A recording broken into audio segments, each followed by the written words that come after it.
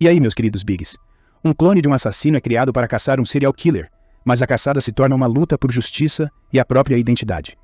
Em um episódio de puro terror, uma mulher brutalmente espancada consegue ligar para a polícia em busca de ajuda, enquanto o Tosha invade sua residência. O assassino, num gesto de falsa piedade, permite que ela forneça seu endereço antes de desferir um golpe fatal na cabeça, ceifando sua vida. Com um senso abstrato de proteção, ele ateia fogo ao corpo da mulher com a intenção de proteger o filho dela da verdade sobre seu destino. O detetive Jack Riley, liderando sua equipe, chega ao local do crime e, ao perceber que o apoio adicional demoraria, decide agir imediatamente.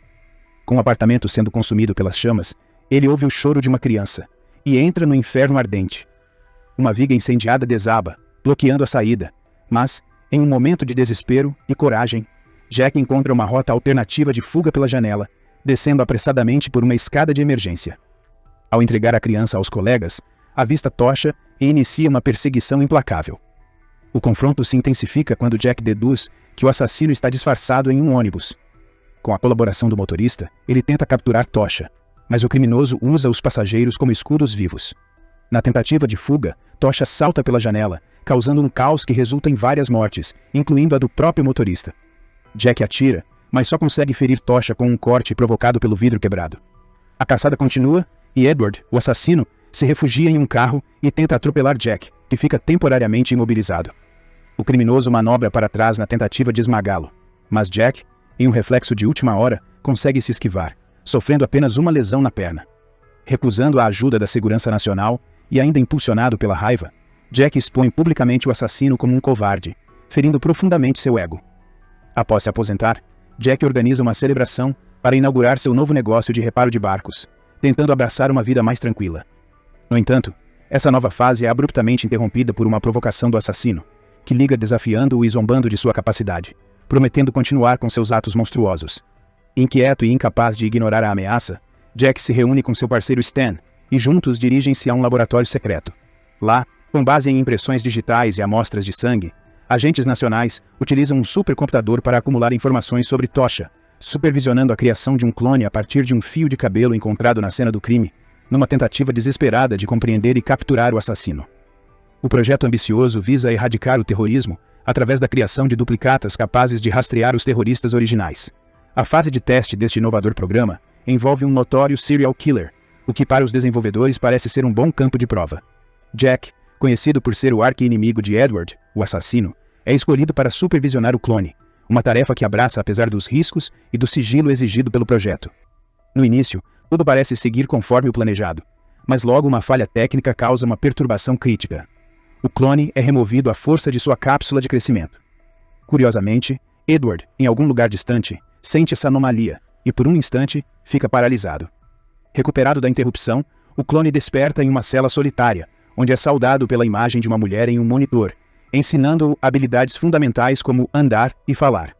A princípio, Jack suspeita que o clone seja mentalmente limitado, porém os cientistas o tranquilizam, explicando que seres geneticamente modificados podem se adaptar surpreendentemente rápido. O genoma do clone foi especialmente projetado para incluir habilidades telepáticas, estabelecendo uma ligação mental entre ele e Edward. Nós deste canal trabalhamos com o que amamos. Transformamos nossa paixão por filmes e séries em fontes de renda em dólar. E você pode fazer igual a nós e usar sua paixão por qualquer assunto para ganhar dinheiro. Seja com game, esporte, moda, entretenimento, música. Tem uma aula gratuita te mostrando passo a passo. O link está no primeiro comentário fixado. Quando Jack finalmente encontra o clone pessoalmente, ele luta para ver alguma diferença entre a cópia e o original. Movido por um ódio profundo, Jack inicialmente nega alimento ao clone, o que provoca uma resposta agressiva. No entanto, em poucos dias, o clone mostra um avanço notável, exibindo habilidades acrobáticas e uma força extraordinária. Apesar dos progressos, Jack permanece cético e preocupado com a possibilidade de o clone se tornar uma ameaça. Stan, por outro lado, assegura que ele será eliminado ao final do experimento se necessário. Durante uma visita subsequente, Jack decide alimentar o clone pela primeira vez, mas, temendo sua força, o algema a uma mesa.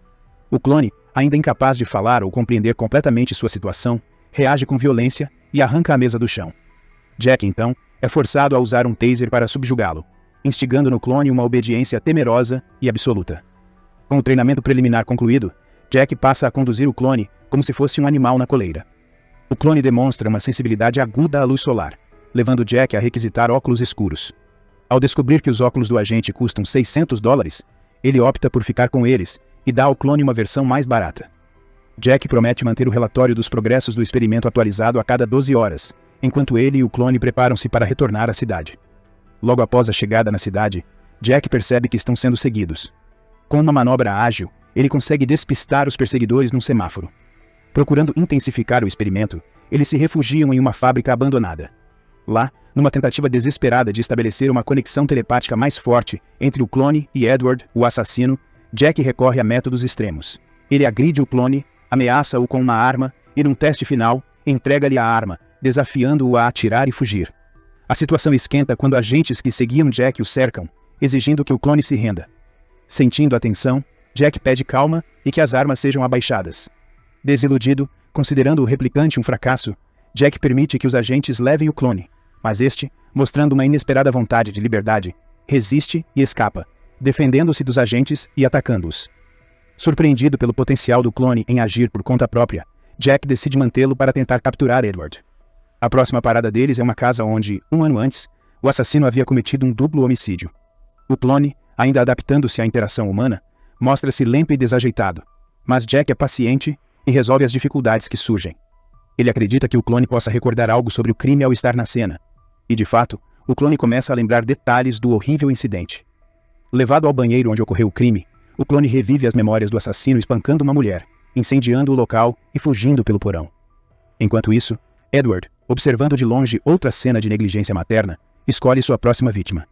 Jack e o clone, por outro lado, se dirigem à casa do antigo parceiro de Jack, onde o ex-detetive prende o clone a um cano no porão para prevenir fugas ou atos ilegais.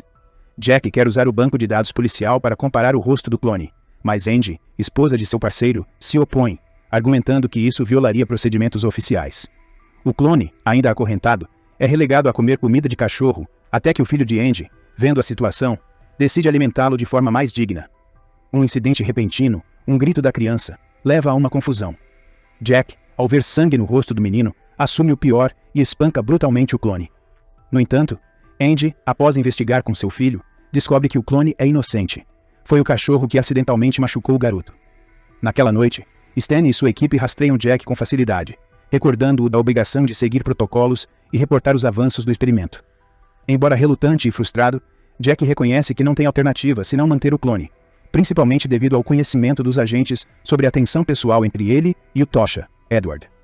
De volta em casa, numa tentativa de encontrar algum dispositivo de escuta no corpo do clone, Jack o despe, causando um mal-entendido quando a mãe de Angie entra no banheiro e interpreta a cena de forma errada. A discussão que se segue faz Jack refletir sobre as palavras dela. Criminosos são frequentemente moldados pelo tratamento que recebem. Sensibilizado, ele oferece ao clone um casaco e um cobertor, gesto que se torna um ponto de virada em sua relação. Naquela noite, enquanto o clone revisita as memórias de Edward, ele compreende a origem traumática da brutalidade do assassino, que foi moldado pelos abusos sofridos na infância. Na manhã seguinte, Edward intensifica sua espiral de violência ao atacar uma mãe solteira negligente, tentando estrangulá-la em público. Embora algumas pessoas tentem intervir, eles são rapidamente superados. A vítima consegue fugir, refugiando-se na cozinha de um restaurante, onde Edward continua sua agressão, marcando-a com um aviso brutal em seu rosto. Enquanto isso, Jack e Angie trabalham para verificar o rosto do clone contra o banco de dados da polícia. Durante o processo, Jack mostra ao clone fotografias das vítimas de Edward, na esperança de estimular suas memórias. A identificação facial se prova frutífera, revelando a verdadeira identidade de Tosha, como Edward Garrett. Jack, então, parte rapidamente para o último endereço conhecido de Edward, mas o chefe da delegacia, desconfiado das intenções de Jack, envia reforços, incluindo Angie. Ao invadir o apartamento suspeito, a polícia encontra o esconderijo de Edward. Jack, revendo arquivos no computador, busca pistas sobre possíveis futuras vítimas. É neste momento que o clone, sentindo-se acuado e em pânico, se desvencilha, arrancando as algemas do corrimão. Ele sobe as escadas, alertando sobre uma bomba escondida na impressora. A equipe consegue evacuar o local momentos antes da explosão, que deixa um oficial gravemente ferido. No caos subsequente, o clone avista Edward do lado de fora. Ignorando os perigos, ele persegue o assassino até um restaurante fechado. Ao confrontá-lo, o clone é recebido com um soco violento no rosto por Edward, rapidamente tomando controle da situação. Ele interroga o clone, tentando descobrir mais sobre sua origem e propósitos, mas o diálogo é interrompido pelo barman, que tenta intervir. Irritado, Edward não hesita e elimina friamente o funcionário, deixando o clone apenas para explorar a conexão entre eles. Andy e Jack são alertados sobre o violento incidente e correm para o local. No entanto, Tosha, astuto como sempre, consegue escapar. Ele ainda tenta extrair informações de Jack sobre o clone pelo telefone, mas o ex-detetive, mantendo a compostura, se recusa a divulgar qualquer detalhe. Enquanto isso, o clone, ainda se acostumando à interação social, encontra-se perdido e sem saber como agir ou para onde ir. Jack, desesperado para encontrar o clone, engana Stan para conseguir a sua localização. O clone, por sua vez, conhece uma jovem descontraída que o convida para ir até sua casa. Ela se oferece para satisfazer seus desejos em troca de um adiantamento de $100. Sem dinheiro, o clone tenta compensar com um beijo, o que leva a uma experiência prematura de prazer. A situação complica quando a garota informa seu cafetão sobre o cliente que não pagou. O cafetão e seus comparsas tentam agredir o clone, mas são surpreendentemente derrotados e fogem. A polícia e Jack chegam logo depois e levam o clone para a delegacia, frustrando a jovem que havia se mostrado disposta a perdoar a inexperiência do clone. Conforme o clone revivia as trágicas memórias de Edward, ele se torna cada vez mais inquisitivo sobre sua própria existência e o propósito de sua criação. Determinado a auxiliar na captura do assassino, ele enfrenta dificuldades em distinguir as numerosas vítimas que povoam suas memórias. Aos poucos, ele ganha a confiança de Jack, que decide algemá-lo menos rigorosamente e permitir que ele viaje no banco da frente do carro. Durante uma de suas viagens, Jack mostra ao clone a foto de uma possível vítima de Edward. Aprofundando-se nas memórias e mente do assassino, o clone consegue fornecer pistas cruciais sobre o paradeiro da garota. Eles rapidamente localizam o hotel e o quarto específicos, mas chegam um pouco tarde demais, encontrando apenas o corpo carbonizado de mais uma mãe solteira. Percebendo que o crime aconteceu há pouco tempo e que Edward ainda deve estar nas proximidades, eles se dirigem ao porão, onde o clone, com uma certeza perturbadora, sabe exatamente onde o assassino está escondido. Em um momento crítico da perseguição, o clone decide agir sozinho e tranca Jack em uma sala, buscando enfrentar Edward, o Tosha, por conta própria. Quando os dois se encontram, Edward revela detalhes sobre a origem do clone, tentando convencê-lo de que são irmãos e poderiam unir forças. Jack, ao perceber o perigo, tenta intervir e atirar em Edward, mas o clone, influenciado pelo assassino, o impede, mostrando sua hesitação em tomar partido. Após o confronto, Jack dá uma entrevista polêmica, exacerbando a situação ao expor publicamente a rivalidade e ferindo o orgulho do assassino. Isso incita Edward a fazer uma ligação ameaçadora para Jack à noite, insinuando que está vigiando o ex-policial e prometendo sua eliminação. Mais tarde, Edward visita sua mãe em um hospital, onde descreve com detalhes as atrocidades que cometeu, forçando-a a confrontar a realidade monstruosa do que seu abuso gerou. Cansado de seu desprezo e crueldade, ele decide terminar com o sofrimento dela, tirando sua vida. Enquanto isso, o clone tem um pesadelo revelador, descobrindo o verdadeiro nome de Edward, que havia sido mudado quando ele se mudou para os Estados Unidos. Essa informação permite que Jack e Andy desvendem toda a história do assassino, incluindo os abusos que sofreu na infância e o trauma severo resultante do incêndio provocado pela mãe, que tentou matá-lo, mas inadvertidamente forjou o seu destino como assassino. Ao saber que a mãe de Edward ainda estava viva e em um asilo, Jack e o clone vão até lá, mas chegam tarde demais, encontrando apenas o corpo dela. O clone, confuso e emocionado, pede um momento para se despedir da mulher que, embora desconhecida para ele, desempenhou um papel indireto em sua própria existência. Simultaneamente, Edward, sempre um passo à frente, invade o necrotério onde Jack está. Ele ameaça uma enfermeira e força Jack a largar sua arma. Após um confronto violento, onde Edward bate em Jack, ele se vira para o clone, tentando persuadi-lo a juntar-se a ele para matar o ex-policial. O clone, no entanto, rejeita a proposta e joga a faca no chão, escolhendo preservar a vida do homem que agora considera um amigo. Furioso, Edward decide eliminar ambos, presumindo que a polícia confundiria o clone pelo verdadeiro criminoso. Em um momento de tensão, o clone desafia Edward, distraindo-o o suficiente para Jack recuperar suas forças e atacar. Durante a luta, Edward esfaqueia o clone com uma tesoura, e depois enfrenta Jack, conseguindo escapar em meio ao caos. Ele desce rapidamente para o estacionamento e rouba uma ambulância, dando continuidade à sua fuga. Jack não desiste e consegue alcançar rapidamente a ambulância em fuga. Em um ato desesperado, ele luta com Edward, usando o cinto de segurança para enlaçar o pescoço do assassino, o que resulta em um acidente. Edward, contudo, consegue escapar do veículo acidentado. A perseguição continua até que Jack é brutalmente atingido no rosto com uma pá, perdendo a consciência. Quando Jack recobra os sentidos, descobre-se em uma situação terrível. Tosha está prestes a jogá-lo em uma fornalha de crematório. Fraco e incapaz de resistir, parece que seu fim é iminente. No entanto, no último instante, o clone aparece, salvando Jack e confrontando Edward.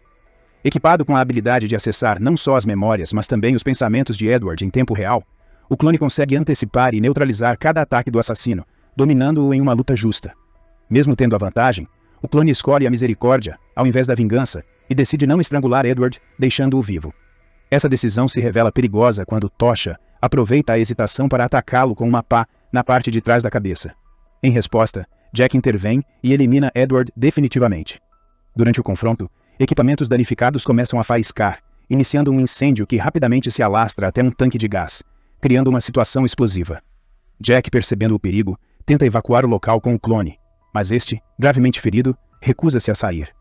Empurrando Jack para fora da sala, o clone fecha a porta atrás de si, sacrificando-se para salvar o detetive. E aí, tá gostando desse big resumo? Comente. Imperdível!